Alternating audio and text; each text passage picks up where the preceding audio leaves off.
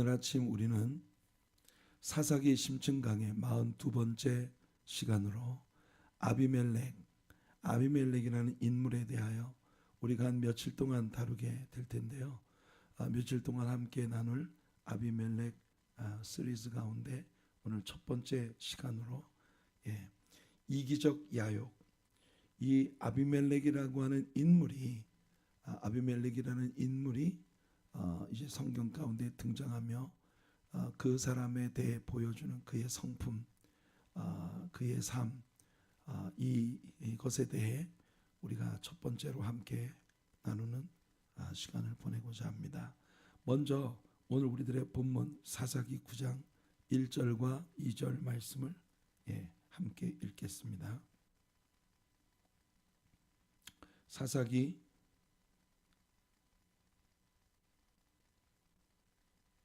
9장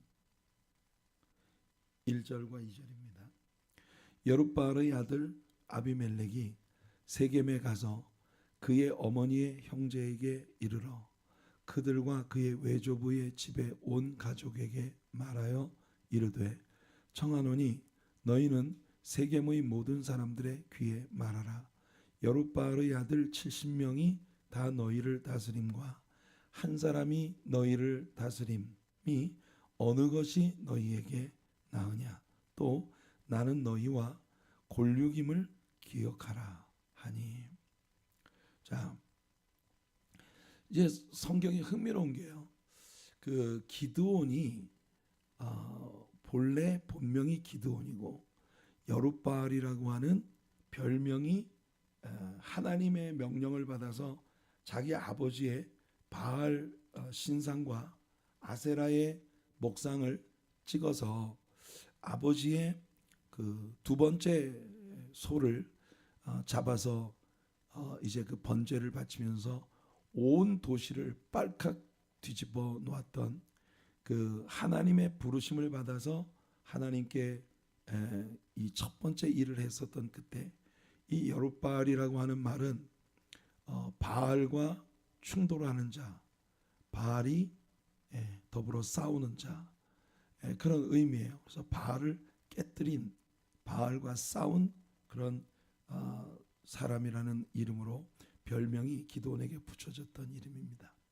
그 후로 내내 기드온이 하나님께 이끌려 이스라엘의 구원자로 13만 5천 명의 그 미디안 사람들, 동방 사람들, 아말렉 사람들, 이 강력한 군대와 맞닥뜨려 300명의 용사로 나아가서 싸워서 이스라엘을 위기로부터 구원하는 그 모든 시간들 동안 기드온은 기드온이라는 이름으로 계속 불려졌거든요. 근데 이제 기드온이 죽고 난 후에 갑자기 여룻바알이라는 이름으로 다시 불려지고 있습니다. 이게 무슨 의미가 있는지는 잘 모르겠어요. 지금 이제 여룻바알의 아들, 우리는 어제 기드온이라는 그 인물이 남긴 참 애매한 그의 생의 마지막 장면에 대해서 같이 나누면서 여러 부인들 그리고 굉장히 많은 40파운드에 달하는 무게의 금을 이제 이스라엘 백성들로부터 획득한 그런 그 기드온의 모습, 이스라엘의 왕이 되어달라는 백성들의 간청을 거절하긴 했지만 사실상 웬만한 왕보다 더 부하고 어떤 그 강력한 그런 힘을 가진 사람으로 군림하는 그런 모습을 우리가 이제 어제 보았단 말이에요. 근데 그 사람이 죽었어요. 기드온이 죽고 그 기드온에게 70명의 아들들이 남겨져 있었고 그 70명의 아들들과는 별개로 언급이 되고 있는 세겜 땅 출신의 어머니, 그 성경은 기드온의 첩이었다고 이야기를 하는데 그 첩으로 일컬어진 한 여인, 그 한 여인의 아들인 아비멜렉이라고 하는 아들이 있었다고 하는 걸 우리가 같이 나누었어요.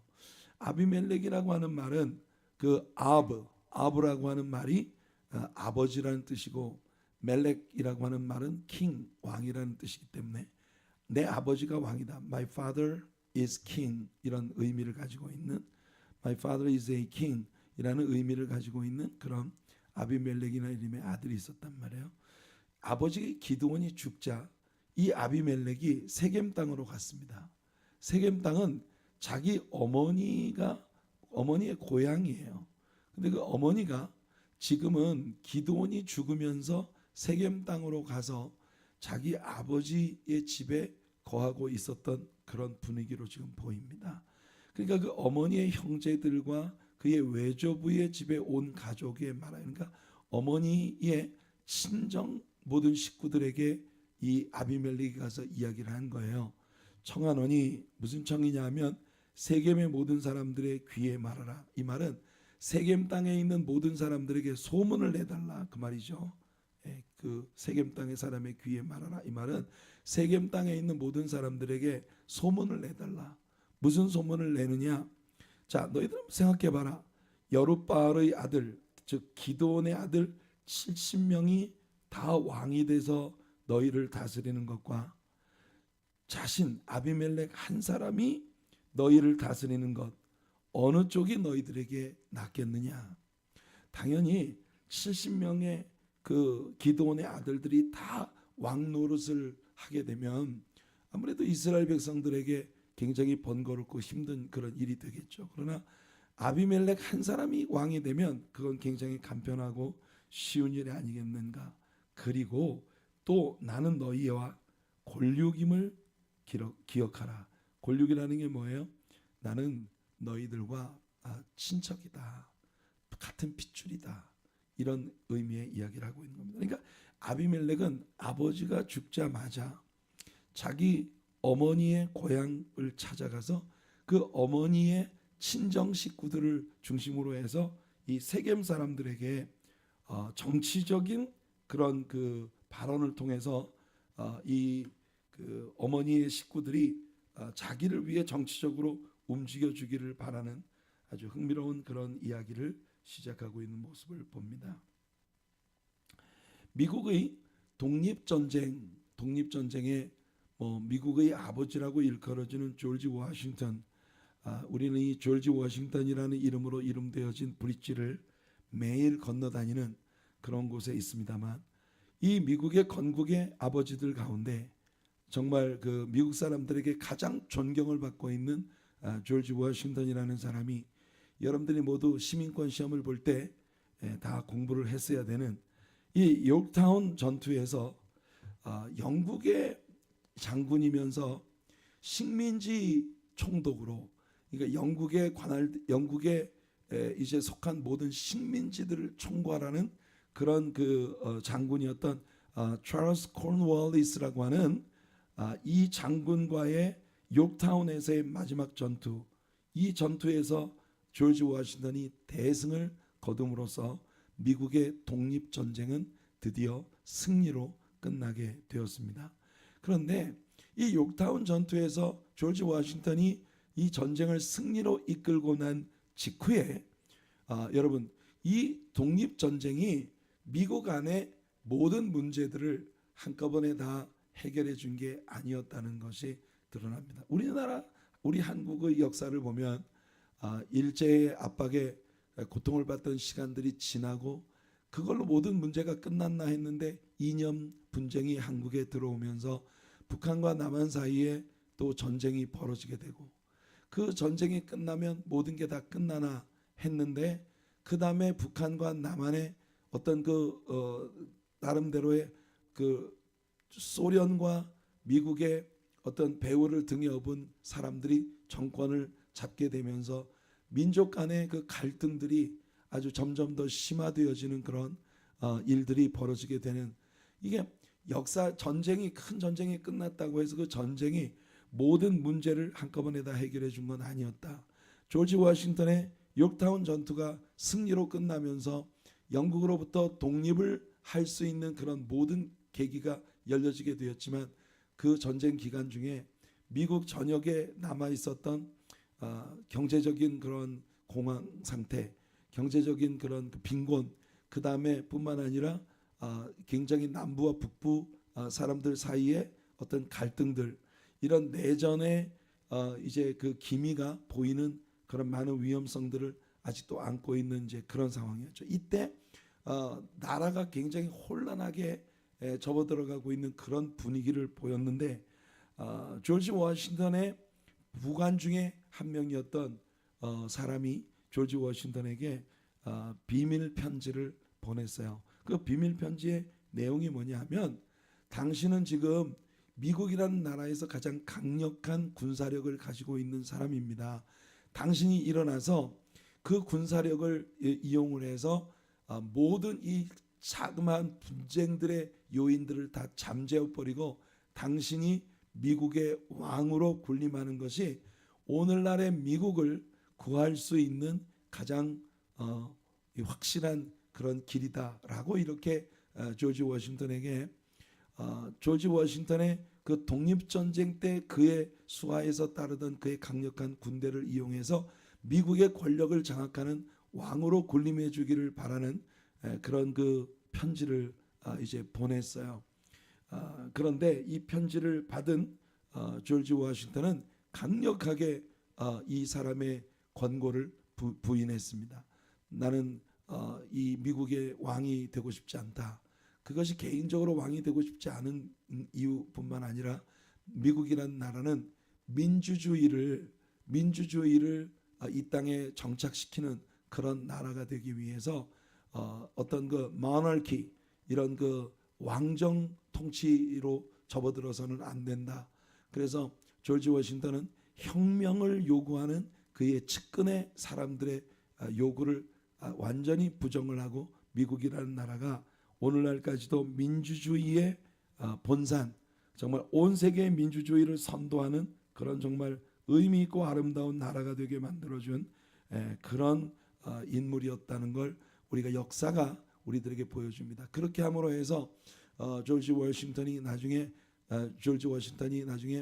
그 미국이라고 하는 이 나라가 민주국가로서 정착되는데 상당히 중요한 그런 역할을 했다는 걸 역사가 우리들에게 보여주고 있어요. 자, 그런데 그와는 아주 반대의 입장에 있는 여기 아비멜렉이라는 인물이 여기 등장하고 있습니다. 아비멜렉은 온 그 기드온의 전쟁이 승리로 끝나면서 이스라엘 사람들의 내면에 저 기드온 같은 사람이 우리의 왕으로 군림해야 된다는 강력한 요구가 이스라엘 사람들에게 일어나고 있다는 것을 파악을 한 겁니다. 그래서 기드온은 자기가 왕이 되기 위한 정치적 행보를 자기 아버지가 죽자마자 그 정치적 행보를 시작하고 있어요. 그게 지금 우리가 펼쳐놓고 있는 사사기 9장의 내용인데 여러분 흥미로운 건 사사기 9장이 사사기 가운데 가장 긴 챕터입니다. 그 사사기 가운데 9장이 제일 긴 챕터라는 건 그만큼 할 말이 많다는 거예요. 그 할 말이 많다는 건 뭐냐면 9장 안에 벌어지고 있는 하나님이 기뻐하지 않으시는 아주 복잡하고 어려운 일들이 굉장히 많이 전개되고 있는 그런 모습을 보이는데 그 중에 여러분 1절부터 21절까지의 내용이 이 아비멜렉이라고 하는 인물이 일어나서 온 이스라엘을 빨깍 뒤집어 놓는 그런 일들을 하고 있는 걸 우리들에게 보여줍니다. 굉장히 막 피를 부르는 그런 혁명을 위한 그런 일들.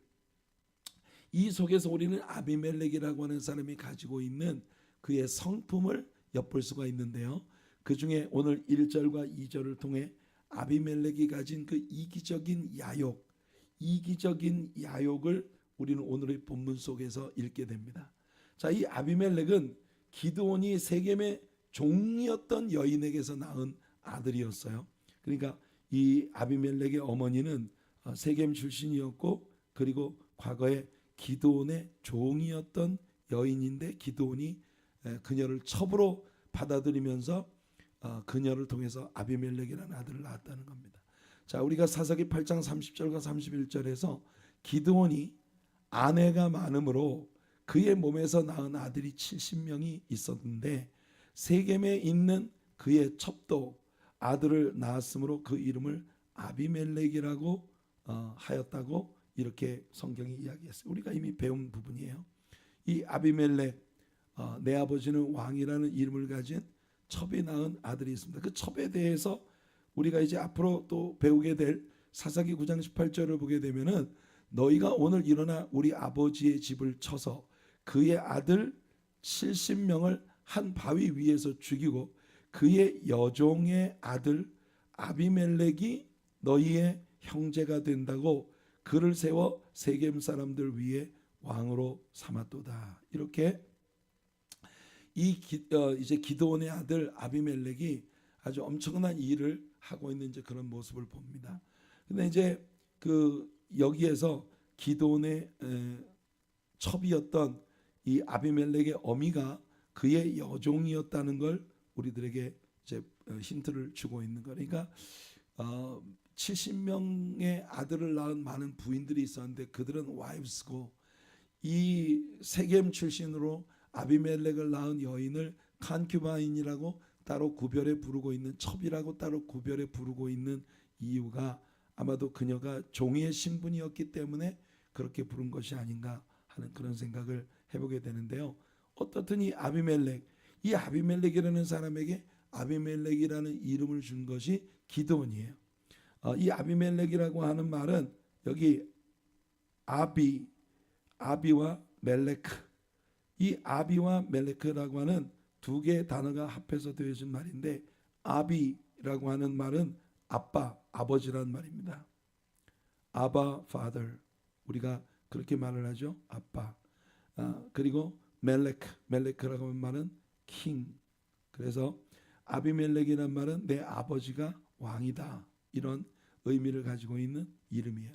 그러니까 이제 기드온이 상당히 모호한 그런 씨앗을 남기고 죽었고, 그 죽음 이후에 기드온이 남긴 그 혼란스러운 씨앗이 이렇게 좋지 않게 자라고 있는 모습이 이 오늘 우리들의 본문에서 보입니다. 사실 앰비션, 이 야망이라고 하는 것이 죄는 아니에요. 야망이라고 하는 것은 boys be ambitious. 여러분, 소년들이여 야망을 가지라. 일본이 패전하고 난 다음에 일본의 패전 국가의 젊은이들이 힘을 잃고 이제 거리에 방랑하고 있는 그와 같은 때에 그 소년들에게 야망을 가지라고 이렇게 와세다 대학의 경제학 교수로 일을 하고 있었던 클라르크인가요? 그분이 한 말이 바로 저 유명한 말입니다. Boys be ambitious. 소년들이여 야망을 가져라. 이 사람이 야망을 갖는다는 게 그 자체로서 무슨 죄가 되는 것은 아니라고 봅니다. 야망이 없는 삶을 살아간다는 건 굉장히 지루하고 그리고 무의미한, 세월만 죽이는 그런 삶이 돼요. 사람이 뭔가 내가 성취하고자 하는 높은 어떤 그 골이 있을 때, 그때 우리가 비로소 뭔가 새로운 것을 개척해내고 또 새로운 것을 빌드업하려고 하는 그런 어떤 꿈이 생기고 그런 디자이어리 우리를 이끌어가게 되겠죠. 하지만 이 야망이 겸손한 마음과 하나님이 컨트롤하시는 그런 야망일 때, 겸손한 마음을 가지고 있고 나는 아무것도 아닌데 모든 것을 주장하시는 하나님께서 나를 주장하시는 그 하나님의 뜻 안에서 내가 가지는 그런 야망일 때, 그것은 우리들에게 복이 되고 또 그것을 비전이라고 부를 수 있는 의미 있는 일이 된다는 거죠. 하지만 여러분, 이것이 겸손하지도 않고 하나님이 컨트롤하시는 야망이 아닌 그런 야망을 한 사람이 품을 때 그것이 이 세상에 얼마나 불편하고 어려운 일을 초래하게 되는가 하는 걸 우리들에게 보여줍니다. 워런 웰스비가 이 하나님에 의해서 통제되고 있는 야망을 가진 사람을 굉장히 멋지게 표현을 했어요. 주님이 주신 재능의 날개를 가지고 주님이 불어주시는 바람을 탈 때, 그때 한 사람이 하나님께서 한 세대에 들어 쓰실 수 있는 아주 멋진 하나님의 그릇이 될 수가 있다는 겁니다. 그러니까 사람이 이 세상에 날개를 가지고 비상하는데, 그 날개를 가지고 비상에 오른다는 것이 그 사람이 개인이 자신에게 날개를 달아주고 스스로에게 날개를 달아주고, 또한 하나님이 불어주시는 바람이 아니라 자기가 야망을 가지고 날아오르기 위해 억지로 바람을 일으키는 이 어떤 분위기를 조성하고 사람들을 매수하고 뇌물이 오고 가고, 그러면서 인간적인 그 강력한 자신의 어떤 군합발로 사람들을 짓밟고 내가 스스로의 날개를 가지고 스스로 일으킨 바람의 무드를 타고 오를 때 이 사람이 한때는 굉장히 하늘 끝까지 올라가는 것처럼 성공하는 것처럼 보일 수 있으나 그러나 얼마간 시간이 지나기 전에 벌써 이 사람은요 곤두박질을 치는 자기 스스로 올라갔던 저 높은 하늘 꼭대기에서 아주 사정없이 곤두박질을 치는 그런 모습을 보이게 되는 위험성이 거기에 담겨 있다. 그리고 그런 과정 가운데에서 특별히 주변에 있는 굉장히 많은 사람들에게 상처를 입히고 아픔을 주는 그런 일을 할 수밖에 없다는 겁니다. 그러니까 여러분 우리가 굉장히 높은 곳으로 날아오르는 꿈을 가져야 해요. 근데 그것이 하나님께서 내게 달아주신 날개가 뭔가를 바르게 이해하고 그리고 하나님께서 불어주시는 바람을 제대로 탈 때에 그때 우리가 하나님께서 우리들의 삶을 통해 이루고자 하시는 그런 아름다운 꿈을 이룰 수가 있겠죠. 오늘 함께 예배하는 여러분들 모두에게 이런 비상하는 그런 하나님의 꿈을 가지는 은혜가 여러분들에게 있기를 바랍니다. 겸손한 마음으로 하나님이 심어주신 꿈들을 품고 그리고 세상의 어떤 장애 내 삶에 다가오는 그런 온갖 종류의 아픔과 문제들 그런 것들에도 불구하고 나에게 꿈을 주신 하나님이 이 꿈을 이루어 주시리라 믿고 겸손히 하나님의 컨트롤에 부응하고 순종하는 그런 마음을 가지고 우리가 살아갈 때에 그때 하나님께서 우리들을 사용하셔서 하나님의 높은 뜻을 이루기 위해 우리를 독수리 날개쳐 올라가듯이 그렇게 하나님을 향해서 그 이글스 윙이라고 하는 찬양이 있지 않습니까? 그 찬양의 내용처럼 우리를 날아오르게 하는 그런 은혜 여러분들이 다 그런 은혜를 경험하는 여러분들이 되기를 예수님의 이름으로 축복해 드립니다. 성경은 우리들에게 이기적인 야욕을 가지고 스스로에게 날개를 달고 스스로 바람을 일으켜서 부밍을 해서 스스로 자기의 인간적인 계략을 가지고 스스로를 높이려고 하는 존재가 얼마나 추악하게 되어지느냐 하는 것을 다양한 방식으로 우리들에게 보여주고 있습니다. 이사야 14장은 루시퍼의 타락에 대하여 우리들에게 보여주는 아주 유명한 가르침이 담겨 있는 챕터인데요. 이사야 14장 13절과 14절 말씀을 보시면 여기에 이렇게 되어 있는 것을 우리가 봅니다. 이사야 14장 13절이에요. 내가 내 마음에 이르기를 루시퍼 이 아침의 아들 계명성 이 사탄이에요. 사탄에 대하여 그 이사야 선지자가 이야기하기를 네가 네 마음에 이르기를 내가 여기서 여러분들 이걸 우리가 I will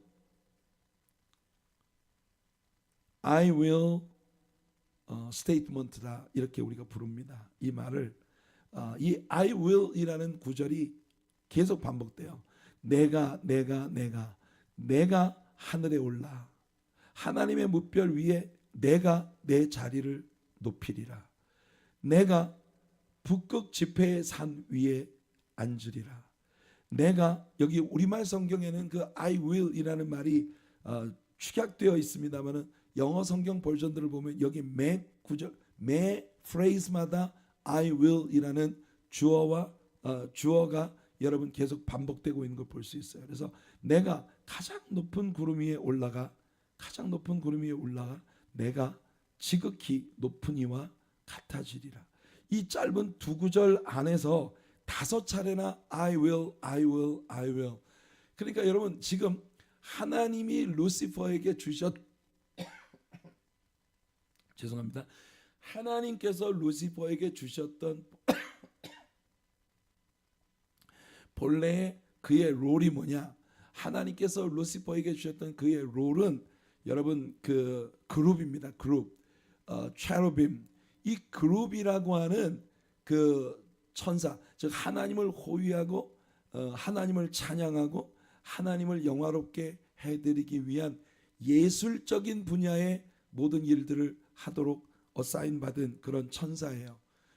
그러니까 원래 루시퍼의 역할은 하나님을 높이고 하나님을 가장 영화롭게 해드리는 그런 역할을 하고 있는 아주 영광스러운 그런 천사였습니다. 그러니까 이 그룹 이 저 타락한 천사 루시퍼는 일종의 예능의 신이에요.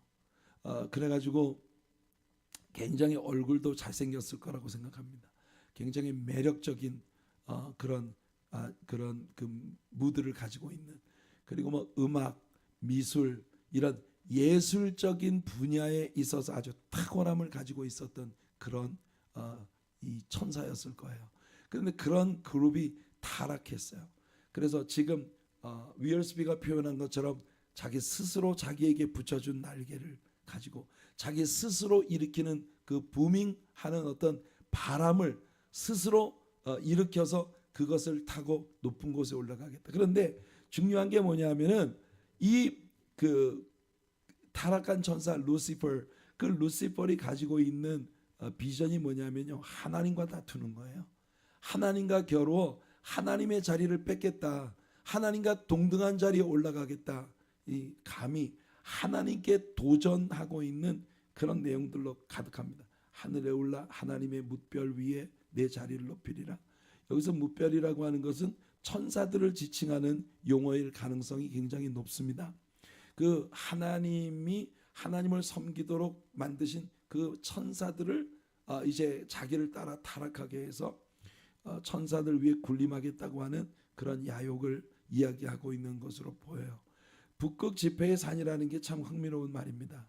여러분, 이 북쪽, 우리는 시편에서 사람을 높이는 일이 동으로나 서로나 남으로 말미암지 않는다라고 말하고 있는 말씀을 봅니다. 왜 북쪽이 빠져 있을까요?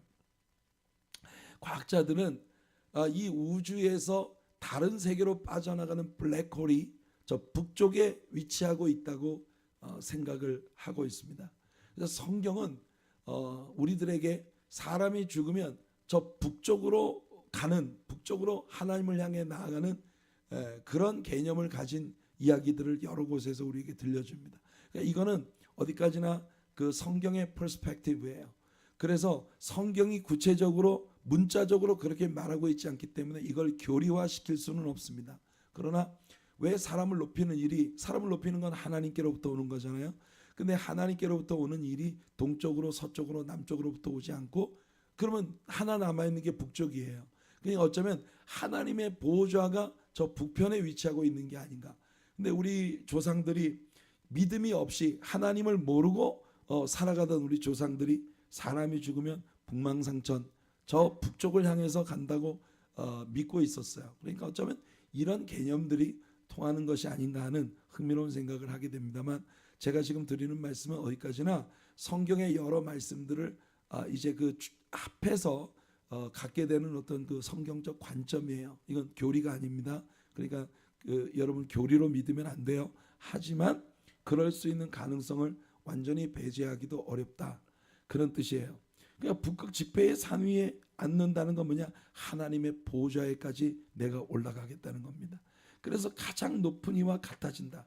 옛날 그 개역 한글 성경에서는 비길이라 그래서 가장 지극히 높은 자와 비길이라, 하나님과 동등한 자리에 올라가서 하나님과 겨루어 보겠다는, 참 정말 야무진 그런 꿈을 가지고 이 사탄이 자기를 높이다가 결국은 우주 공간으로부터 이 땅으로 쫓겨나서 땅에 찍혀버려서, 아담과 하와가 에덴 동산에 있을 때 간교한 뱀을 통해서 이 아담과 하와를 속여 하나님을 또 배신하게 하는 이와 같은 일을 사탄이 조장했던 걸 우리가 봅니다.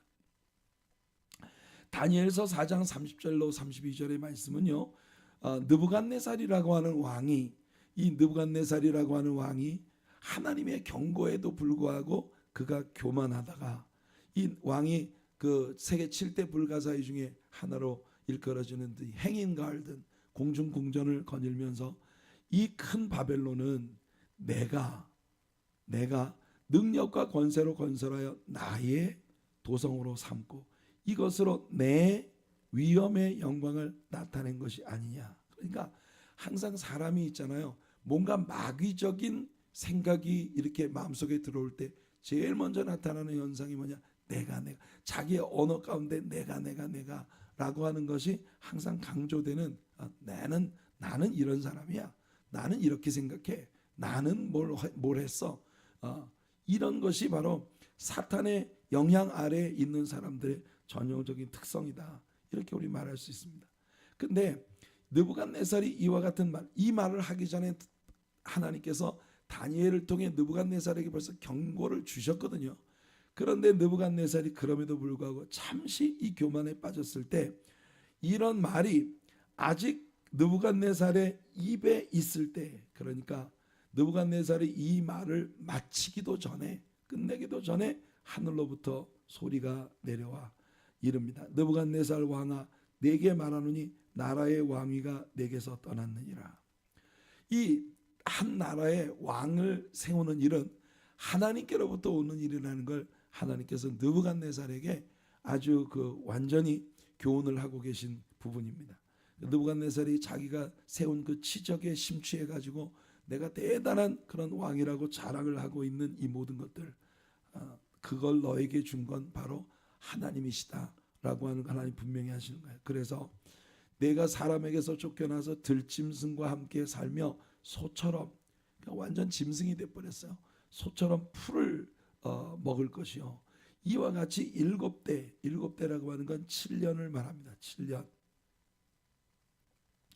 7년이라고 하는 시간 동안을 소처럼 이제 그 들판에 뒹굴면서 이슬을 맞으며 손톱 발톱은 매발톱처럼 기르고 그 머리카락이 완전히 엉덩이까지 치렁치렁하는 정말 괴물 같은 그런 존재가 되어서 땅에 뒹구는 그런 모습을 보였어요. 그걸 통해서 하나님은 지극히 높으시니, 아까 루시퍼가 이야기했던 자기가 비기겠다고 하는 교만을 품었던 바로 그분, 지극히 높으시니 the most high, 그 지극히 높으신 분 누굽니까? 하나님께서 사람의 나라를 다스리시며 자기의 뜻대로 그것을 누구에게든지 주시는 줄을 알기까지 이르리라. 그러니까 이걸 이제 느부갓네살이 7년 동안 자기가 짐승처럼 돼서 이렇게 뒹굴고 있으면서 나를 왕으로 삼으신 것이 하늘의 신 여호와, 다니엘의 하나님 여호와 하나님이시구나 하는 걸 깨달은 거예요. 그래서 이 다니엘서에 나중에 37절에 그 4장 37절에 내려가 보면, 그러므로 지금 나 느부갓네살은 하늘의 왕, 하나님을 말합니다. 하늘의 왕을 찬양하며 칭송하며 경배하노니 그의 일이 다 진실하고 그의 행하심이 의로우심으로 교만하게 행하는 자를 그가 능히 낮추심이라. 그러니까 하나님 앞에 교만하게 행동을 하다가 하나님에 의해서 아주 급전직하 땅에 떨어져 버리는 그런 모습을 느부갓네살은 경험을 한 거예요. 그러니까 이 느부갓네살은 자신의 경험을 통해 마치 신약의 예수님의 말씀, 마태복음 23장 12절 말씀에서 누구든지 자기를 높이는 자는 낮아지고 누구든지 자기를 낮추는 자는 높아지리라고 하는 그런 하나님의 가르침을 느부갓네살은 깨닫게 되었다는 걸 우리에게 보여주는 것입니다. 사실 세겜이라고 하는 땅은 족장시대, 즉 아브라함의 시대 때부터 유대인들과 상당히 아주 가까운, 이스라엘과 세겜과의 관계는 아브라함 때 그 이스라엘의 아버지인 족장 시대의 머리에 있는 아브라함 때로부터 이스라엘과 항상 친숙하고 가까운 곳에 있었던 사람들이 바로 이 세겜 사람들이에요. 창세기 12장 하나님께서 아브라함을 갈대아 우르에서 불러내신 그 직후에 이 이야기입니다. 아브라함이 하나님의 이끄심을 받아 가나안 땅까지 왔어요.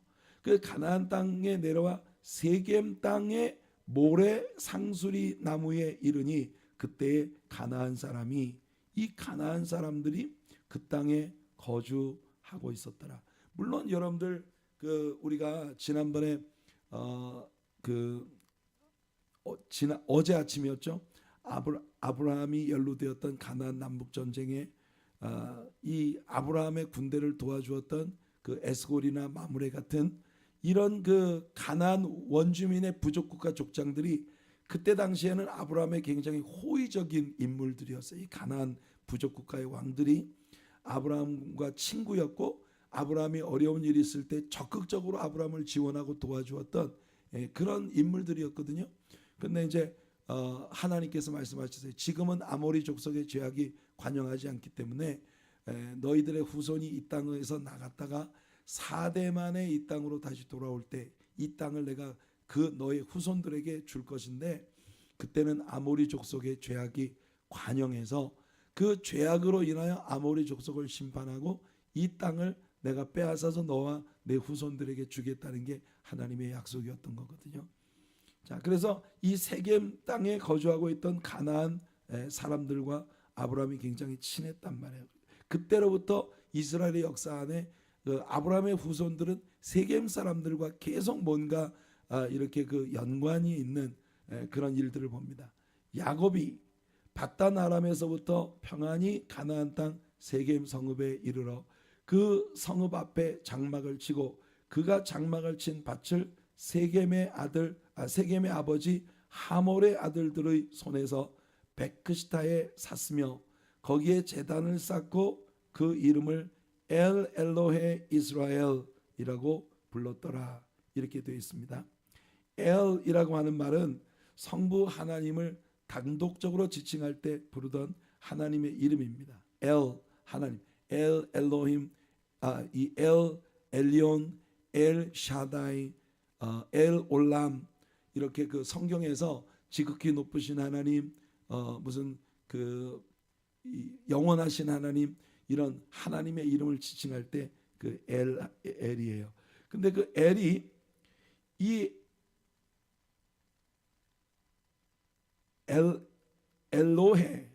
엘로헤라고 하는 말은 엘로힘, 원래